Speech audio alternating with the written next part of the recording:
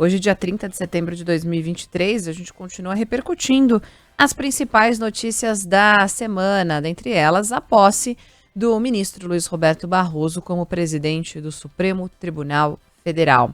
A gente acompanhou a cerimônia, a solenidade, o discurso, né? Agora há pouco, inclusive, com as palavras de Luiz Roberto Barroso. E na linha conosco, para falar mais sobre esse assunto, está professor de Ciências Políticas e Relações Internacionais da ESPM, Fábio Andrade. Obrigada por atender a Band News FM. Professor, bom dia, como vai? Eu vou bem, Débora. Tudo bem com vocês? Tudo certo, obrigado por nos atender cedinho. Começa a nossa conversa perguntando justamente sobre a sua avaliação sobre essa mudança no STF. Teremos alguma mudança de fato? Eu estou perguntando levando em consideração o perfil do ministro que assume agora como presidente. Alguma alteração no modo como as pautas serão conduzidas ou discutidas no Supremo Tribunal Federal na sua avaliação? Olha, em relação à última ministra Rosa Weber, que acho que fez um trabalho de... Porque a principal atribuição, só para os nossos ouvintes entenderem, de um presidente do STF é definir a pauta de votações. Essa é uma das principais funções, né? Definir o que está aguardando julgamento e vai ser julgado e o que vai esperar um pouco mais, né? Essa é a principal função do presidente do STF. Análogo a isso, que pode ser importante, mas acaba repercutindo muito, seriam as mudanças administrativas ou as mudanças em algumas regras ou em algumas formas de conduta, como, por exemplo, a questão do prazo a partir do pedido de vista. Né?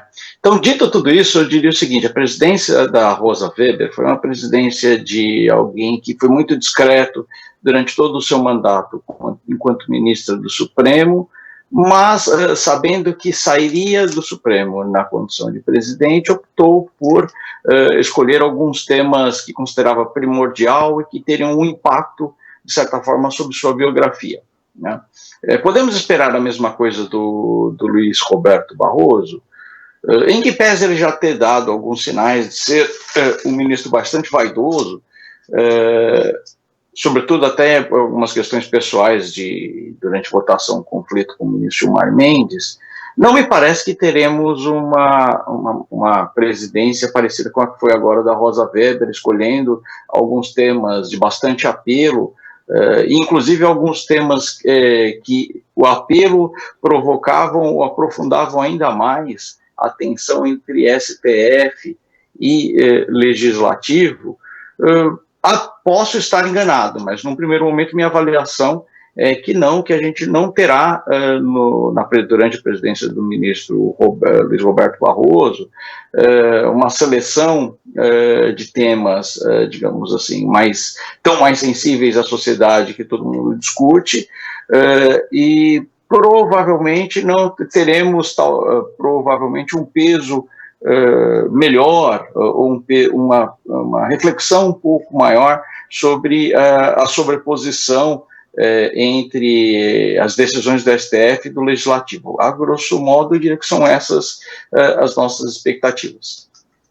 Professor, eu sei que a gente já está aí no final do ano, né? Então, lá no início, quando o novo governo entrou, o presidente Lula entrou, um dos discursos até da ministra Rosa Weber era de melhorar essa relação de STF e Congresso, enfim, de assuntos que passam pelo Congresso, né? Tramitam no STF.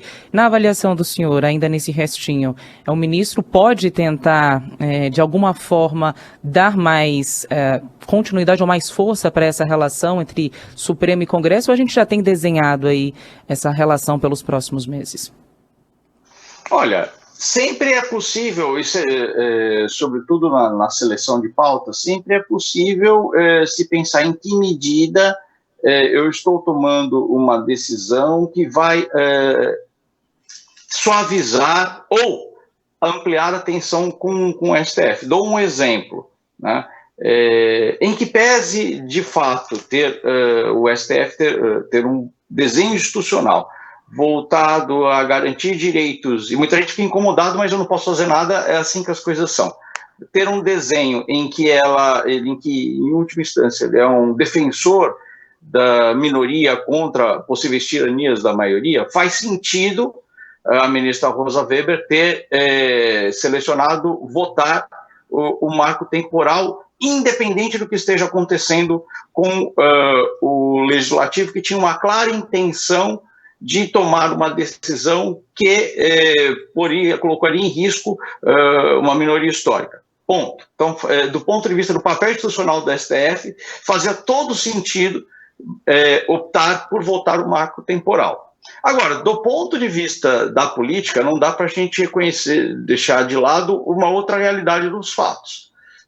Tal decisão de votar o marco temporal, quase que ato contínuo a uma decisão do Legislativo, e de forma contrária ao que tinha decidido o STF, contribui para aumentar a temperatura, contribui para aumentar a tensão, contribui para que determinados grupos políticos que têm mais problemas com os mecanismos de pesos e contrapesos, tenham argumentos ou tenham vocalização para reclamar, né? Então, eu acredito que essa opção da Rosa Weber, ainda que, e insisto nisso, seja plenamente entendível, esteja dentro do papel do STF, ela fez uma avaliação do ponto de vista político muito de uma ministra que está de saída, né?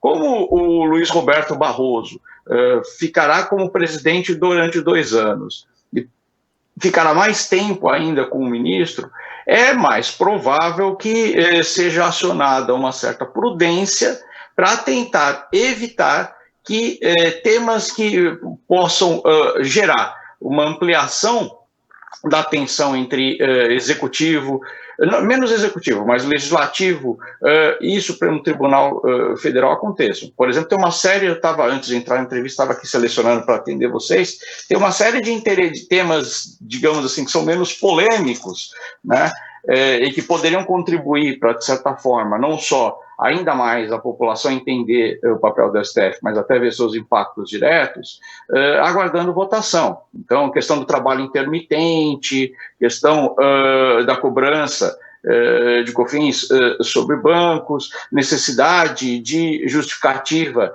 da dispensa do trabalhador sem justa causa. Então, tem uma série de temas trabalhistas que, se o Luiz Roberto Barroso quiser tirar da gaveta e colocar para votação, ele vai, porque é inevitável fazer essa sobreposição, decisão do Legislativo, decisão do Judiciário, mas vai estar fazendo o seu papel sem, de certa forma, potencializar ou tornar mais aguda a tensão com o Legislativo. Mas eu só queria, para fechar essa pergunta, uma coisa que a gente aprende em ciência política, eu aprendi com a minha querida orientadora de doutorado, ela sempre vocalizava isso, e eu às vezes passo essa, digamos, boa nova para frente, né? Quando a gente fala em separação de poderes, muitas vezes a gente pensa que são fronteiras demarcadas certinhas. Aqui começa a fronteira do Executivo, e aqui é a do Legislativo, e aqui é a do Judiciário.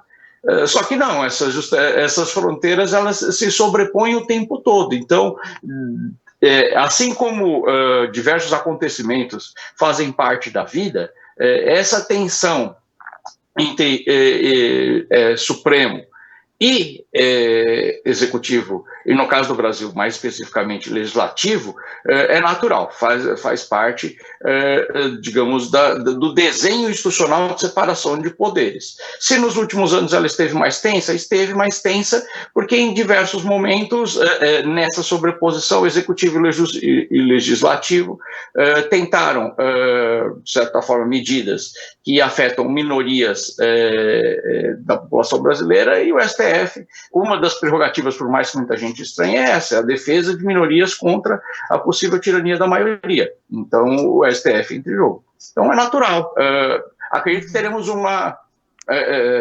um melhor peso ou uma melhor reflexão do atual presidente sobre essas questões, mas não deixaremos de ter notícias sobre essa tensão Legislativo e Supremo. Sem dúvidas. Para quem ligou o rádio agora, a gente está conversando com o professor Fábio Andrade, professor de ciência política. Professor, você falava sobre os processos, né, que Barroso vai herdar da então presidente Rosa Weber. São quase 5.000 processos, 4.800 para ser mais precisa. É muito trabalho. Eu fico imaginando tudo isso na mesa. É muita coisa para resolver e para tirar da gaveta, como o senhor colocou mesmo. Agora, em relação à vaga deixada, só para trazer para o nosso ouvinte a informação, o STF só teve 3 ministras mulheres em 132 anos. Com a aposentadoria da Rosa Weber, a Suprema Corte vai ficar com só uma mulher entre os ministros ativos. Cresce aquela pressão para a indicação de Lula de um nome de uma mulher, mas inclusive o novo presidente do STF, Luiz Roberto Barroso, quando foi questionado, ou durante a coletiva de imprensa, né, falando sobre o seu mandato aí de 2 anos, ele falou que defende uma feminilização dos tribunais, mas que essa decisão fica a cargo do presidente Lula. E a gente tem 3 nomes de favoritos, nenhum nome de mulher, né? Temos aí Flávio Dino, ministro da Justiça, Jorge Messias, advogado-geral da União, e o Bruno Dantas, presidente do Tribunal de Contas da União. Professor, como é que o senhor enxerga aí essa vaga que pode ser ocupada, esses nomes indicados? Será que a gente vai ter um desses nomes escolhidos? Será que o presidente Lula tende a uma pressão aí de escolher uma mulher? Ele já falou que não vai escolher por gênero ou raça, né? Queria te ouvir em relação à importância agora dessa vaguinha aí e do peso também de quem chega para ocupá-la. Veja, eu vou tentar separar, digamos assim, o positivo e o normativo, ou seja, realidade dos fatos e o que deveria ser. Não há a menor sombra de dúvida de que, do ponto de vista normativo, não só o STF, mas várias instituições brasileiras, e aí talvez o STF mais marcadamente, possuem aquilo que também muito ouvinte talvez fique ofendido, mas é isso mesmo, fazer o quê? O tal do machismo estrutural. Então, não tem espaço para a mulher e, às vezes, quando tem, essas mulheres são tolhidas. Ponto. Isso acontece. Então, de fato, é um absurdo na nossa história a gente ter tido só 3 ministras mulheres. É um absurdo maior ainda a gente ter tido apenas tão somente um ministro preto. E é um absurdo que não cabe nem destacar a gente não ter tido nenhuma ministra preta. Tá? Durante toda a campanha, e até pelo próprio histórico do Partido dos Trabalhadores, abre-se diálogo com diferentes movimentos que fornecem nomes que seriam capazes de ocupar a posição deixada pela Rosa Weber. Então, a pressão sobre o chefe do executivo, sobre o presidente Lula, para a indicação de uma ministra, não só uma ministra mulher, mas uma ministra mulher preta, faz todo sentido, e a pressão deve estar muito forte. Essa é a realidade, digamos assim, esse é o lado normativo, tá? A realidade dos fatos. Até agora, o presidente Lula não deu nenhum indício de que está sensível a esse pedido.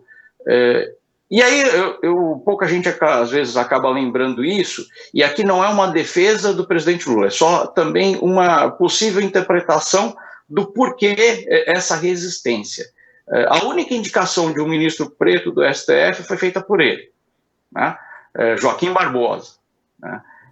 Que basicamente durante a sua atuação, sobretudo durante o julgamento do mensalão, teve uma postura muito crítica, muito dura em relação ao partido do atual presidente. Então, é provável que essa reminiscência, essa lembrança, esteja exercendo um peso que, aí, minha avaliação, Fábio, exacerbada na cabeça do presidente Lula, e ele prefira, digamos, não ouvir os movimentos sociais, não se dá conta do absurdo que que o pouco espaço que existe para as mulheres, o pouco espaço que existe quando a gente considera o corte racial na mais importante corte do Brasil, para ele indicar alguém que ele tenha mais confiança.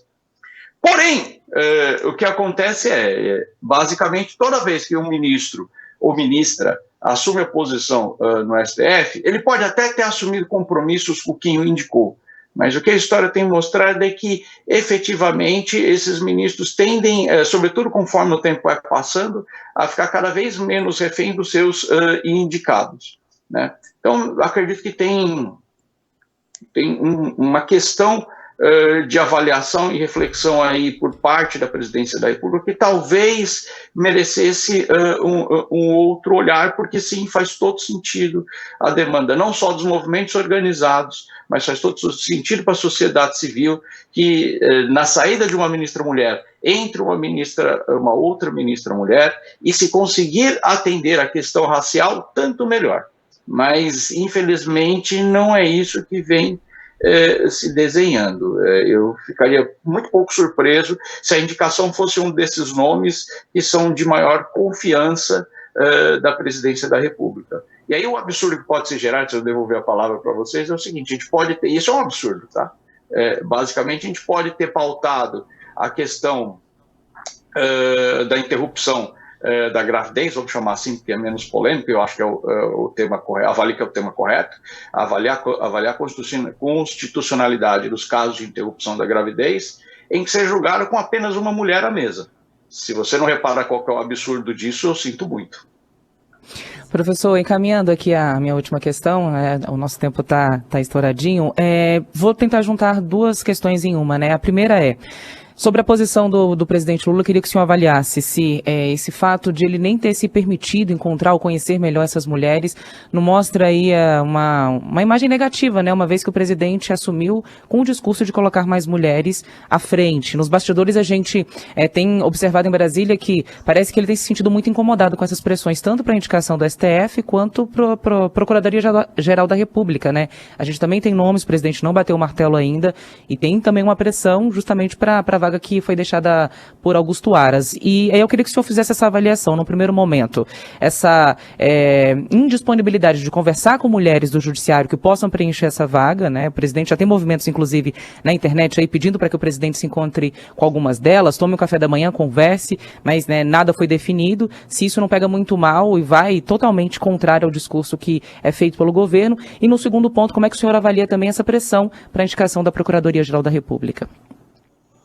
Bom, são duas pressões que fazem parte do dia a dia político. Para ser um pouco mais teórico, basicamente assim, a gente tentar entender, toda decisão, ela tem a decisão, toda escolha, seja ela econômica, seja ela política, ela tem os custos da decisão e tem um negocinho a mais que a gente chama, e já está bem consolidado em economia e ciência política, a gente chama de custo de transação, que é basicamente, você tem que escolher um bom ministro do STF. Mas tem que pensar outras características. Me parece, e volta à minha fala anterior, que o Lula está colocando como principal custo de transação das suas escolhas para o STF e também para o PGR ser da sua confiança. Ser alguém que ele não vai ser apanhado de surpresa e depois comandando ou sendo o principal artífice ou sendo o principal vocalizador de uma campanha contra ele e contra o seu partido. Me parece que essa é a principal preocupação, o principal item de custo de transação que o Lula está mobilizando. E por que eu estou falando de custo de transação? Por uma realidade que a gente tem que enxergar. De fato, há esses movimentos, há uma pressão, porém, o cálculo que o Lula vai fazer é o seguinte: olha, se eu basicamente não atender essas demandas, indicar alguém da minha confiança, qual que é a possibilidade de eu perder votos? Bom, nos movimentos, em parte dos movimentos que organizam a pressão por uma mulher, e por uma mulher, seja por uma mulher ou por uma mulher preta, basicamente é pouco provável que ele perca apoio eleitoral numa próxima corrida. Então, o custo para ele, nesse sentido, é muito baixo. E estendo esse cálculo para a PGR. Na PGR, com uma questão adicional, né? Me parece que essa situação, que também seria um tanto quanto estranha para a gente conseguir explicar, já foi afastada. Mas se a gente lembrar um noticiário, e até mesmo algumas figuras importantes do partido do presidente, não descartaram a possibilidade de recondução do Aras, do Augusto Aras, né? E aí, no caso, o custo foi um pouco maior, porque diversos movimentos, muitos deles não necessariamente fiéis depositários de voto no partido do presidente da República, vocalizaram reclamação, né? Então, me parece que esse, digamos assim, que seria o cenário mais tenso, não vai acontecer. Agora, o que também a gente tem que estar, de certa forma, jornalistas preparados, porque isso vai ser item de pauta, provavelmente o presidente Luiz Inácio Lula da Silva vai quebrar uma regra que ele, de certa forma, ajudou a consolidar, que é a regra de respeitar a lista tríplice do Ministério Público. É pouco provável que, eu diria que isso é menos provável, mais provável que ele indique alguém fora da lista do que ele não indique uma mulher para Rosa Weber. Isso é dada favas contadas, eu acho, como uma certa um revenge, uma vingança em relação ao Ministério Público Federal, e por mais que essa palavra seja feia, mas vamos colocar ela mesmo, basicamente não será, o próximo PGR não sairá da lista tríplice, provavelmente sairá de alguém de confiança da presidência da República. Me parece que no caso do PGR, o presidente vai ouvir melhor os outros grupos, porque tem um custo aí de, basicamente, eleitoral, perder votos a depender da escolha que ele vai fazer, então esses são custos de transações maiores. Agora, no caso do STF, como os grupos que estão vocalizando a pressão são majoritariamente grupos que já são eleitores do presidente do Partido dos Trabalhadores, é pouco provável que isso pese mais do que a confiança que ele vai ter em quem vai indicar. Muito bem, quero agradecer demais a aula aqui neste sábado, professor Fábio Andrade, de Ciência Política e Relações Internacionais da SPM. Obrigada pela gentileza de nos atender. Um bom fim de semana, a gente volta a conversar numa próxima oportunidade. Até lá. Até lá, obrigado pela atenção. Obrigada, professor.